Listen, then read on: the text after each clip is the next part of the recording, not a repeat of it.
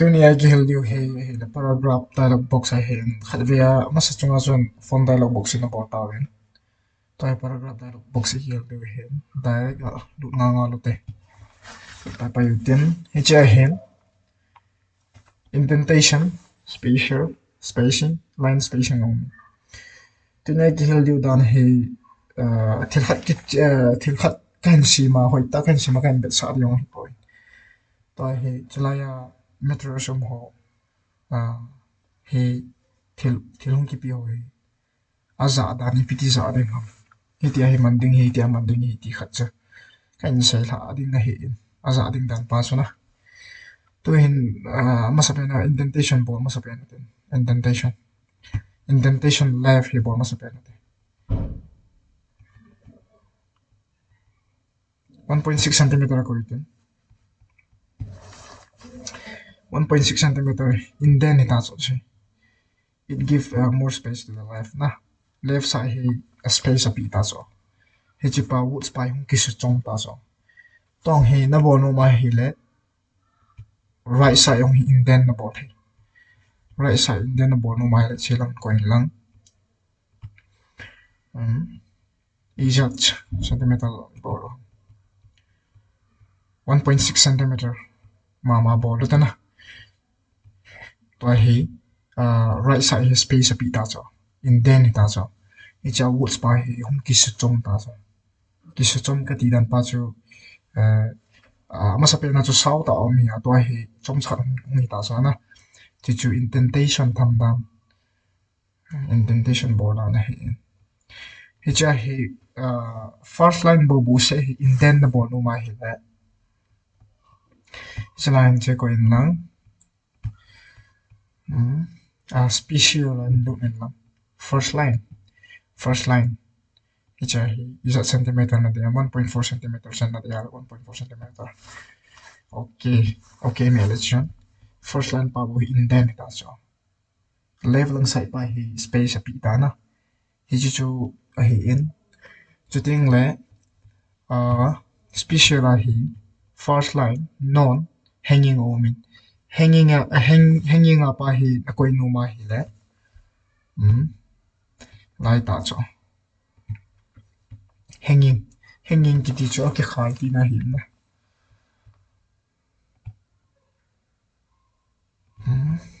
hanging is that centimeter la ro 1.2 centimeter ka la ta hanging na ko ya hi le ki khai ta cho na achunga pa hi abe ma uma anoya si ke khai ta cho chunga pa ko na anoya si hi left side space a pi intin hi che wood spy hi hong ki su chom kit na che chu hi en abana he spacing a hen lu nu ten before and after omen before pa hi before kiti pa hi hi chala hi na ko ya before na bola hi le chilanga pa hi hung lin che ding ti na hi chala hi space pa hi lin che ti na hi khalwe ga bel so te na abolan pa so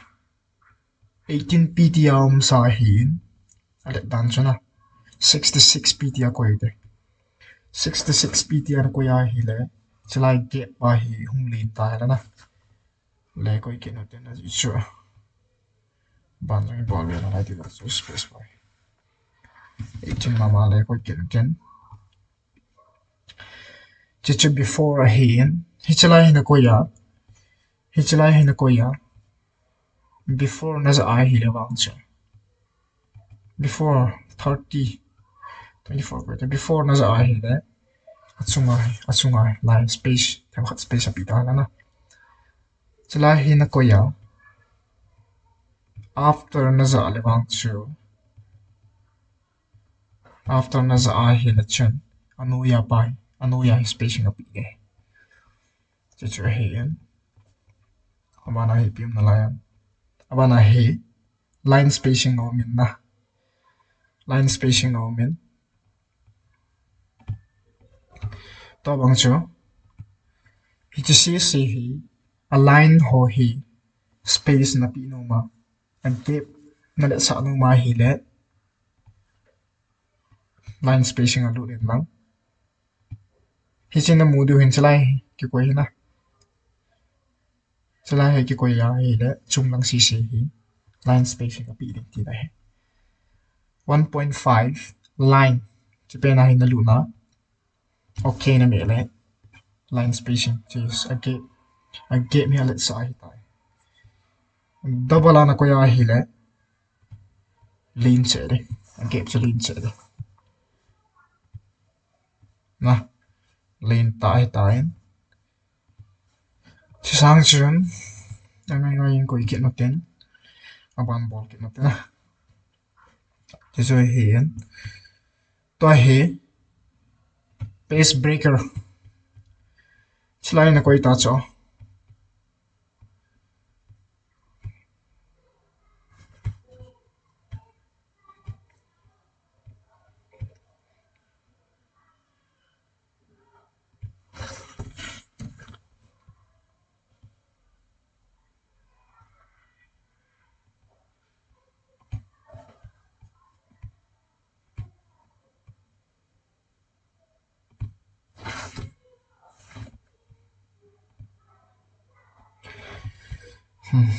chỉ ta cho line na ko ya hi le chalang si pace khana um ding chalang si pace khana um to chi piti ball ham line and pace breaker and load in lang pace break before and load in lang window pa close ban phatin okay me le chun pace nia ke hom khan ta cha pace breaker hi en pace nia ke hom khan chu ta bang chu hichlaya ko na noi lang si la al hop ta chu ai chi pa bang hi lai na na koi kha ta chu na koi kha hi le window orphan control ai na lu na okay na mi a hi le ni ma sa ki khia lo de but slai pace breaker na hin la tha na ku na koi ki ngai de se orphan window orphan control ai na lu de